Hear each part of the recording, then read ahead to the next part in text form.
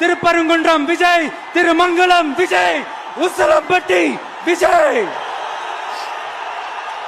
সিংহ কেবল শিকারের জন্য বেরিয়ে আসে, বিনোদনের জন্য নয়। ভারতের ক্ষমতাসীন দল বিজেপিকে এভাবেই হুমকি দিয়েছেন দক্ষিণী সিনেমার জনপ্রিয় অভিনেতা থালাপাতি বিজয়। সিনেমার মতো রাজনীতিতেও রীতিমতো বাজিমাত করে ফেলেছেন এই অভিনেতা। ভারতের ক্ষমতাসীন দল বিজেপিকে আদর্শিক শত্রু আখ্যা দিয়ে রীতিমতো আলোড়ন সৃষ্টি করেছেন তিনি।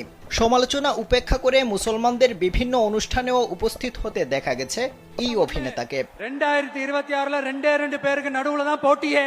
তিনি তামিলাগা ভেত্রি কাজাগাম বা টিভিকে নামে একটি দল গঠন করেছেন।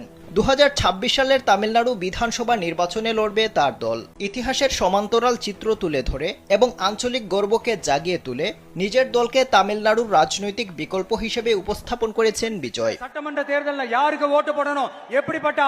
ভারতীয় গণমাধ্যম জানিয়েছে, দলের দ্বিতীয় রাজ্য সম্মেলনে বক্তৃতা দেওয়ার সময় অভিনেতা ও রাজনীতিবিদ থালাপাতি বিজয় টিভিকের প্রতি সমর্থন আদায়ে প্রতীকবাদ, তীক্ষ্ণ রাজনৈতিক বার্তা এবং আবেগপূর্ণ আবেদন ব্যবহার করেছেন।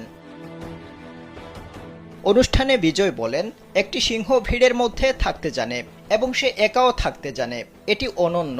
সিংহ কেবল শিকারের জন্য বেরিয়ে আসে, বিনোদনের জন্য নয়। তিনি আরও বলেন, গুজব রটেছে যে টিভিকে বিজেপির সাথে হাত মেলাচ্ছে। আমরা বিজেপির সাথে জোট করছি না।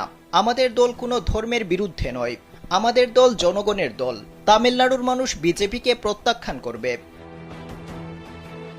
জনসভা এবং নৈতিক স্পষ্টতার উপর ভিত্তি করে 2026 সালের বিধানসভা নির্বাচনের আগে টিভিকে একটি বিঘ্নকারী শক্তি হিসেবে চিত্রিত করেছেন বিজয়।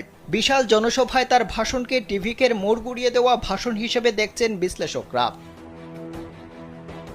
বিজেপিকে দ্ব্যর্থহীনভাবে নিজ দলের একমাত্র আদর্শিক শত্রু হিসেবে আখ্যায়িত করেছেন থালাপাতি বিজয়।